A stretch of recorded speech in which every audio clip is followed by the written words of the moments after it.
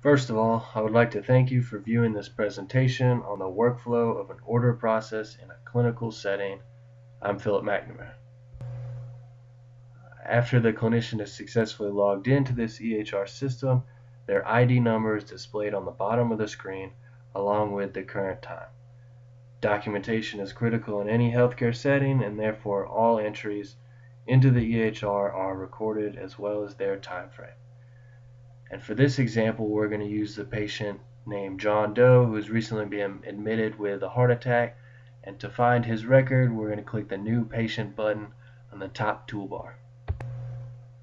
After the New Patient button has been clicked, the patient search window is open, where we can either search for patients by their name or their ID, and with the list box below displaying all relevant patients.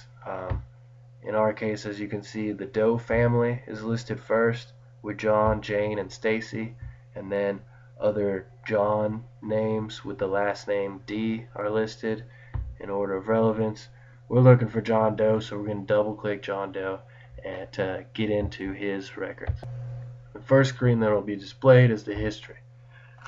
During the review patient data process, we're going to have to display history and maybe generate some reports and get some more information into his current situation. And as you can see, there's not a lot of history listed for John because this hospital is slow to adopt their EHR system. They haven't uploaded any other paper records, and therefore this is all we have to go on.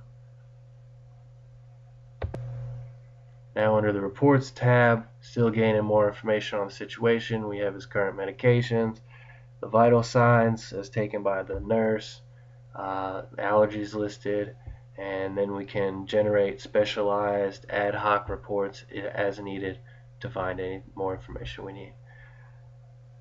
Now we're ready to start the order process and click the Order tab.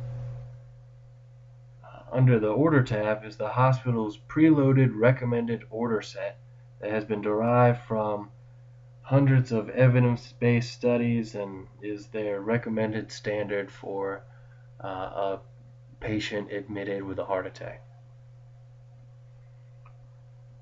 But like anything, we have to customize it and check other issues with the pharmacy and through the clinical decision support system. So we're going to click the check formulary and CDS button on the left.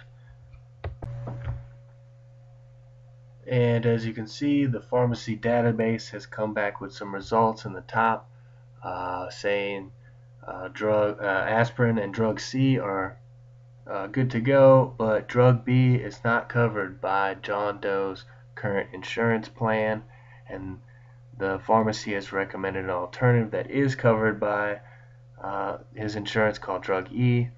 The decision support system also has issues with drug B, and then some red flags are up that it is going to negatively interact with his multivitamin, and it is not allowing the clinician to have John take that drug.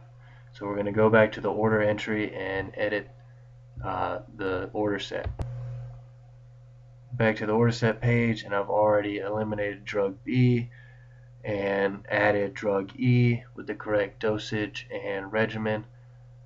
Now up at the top, we're going to put the start and end date, which is 3 months. So we're going to start it today on the 30th and end it in July 30th,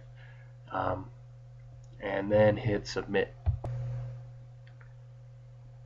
Again, this is just a confirmation screen in order to help to verify the correct information. It's been entered with the start and end date. The clinician is going to check the 3 drugs listed in the table, and drug B has been deleted and drug E is in there. Everything looks correct.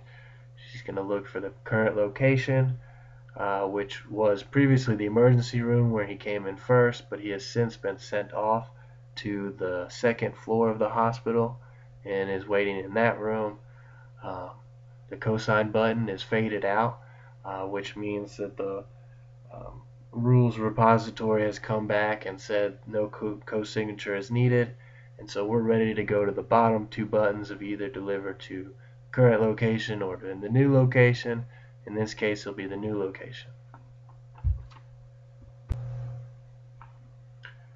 Once we submit the order,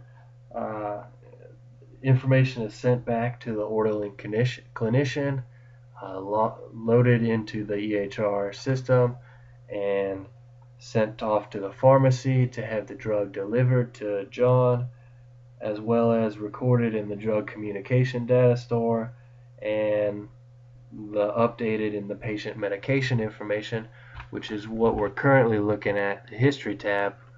And as you can see, the three drugs of aspirin, drug C, and drug E are currently recorded in his history. Now that the order process is over, John should be treated accordingly, and that ends the order entry process.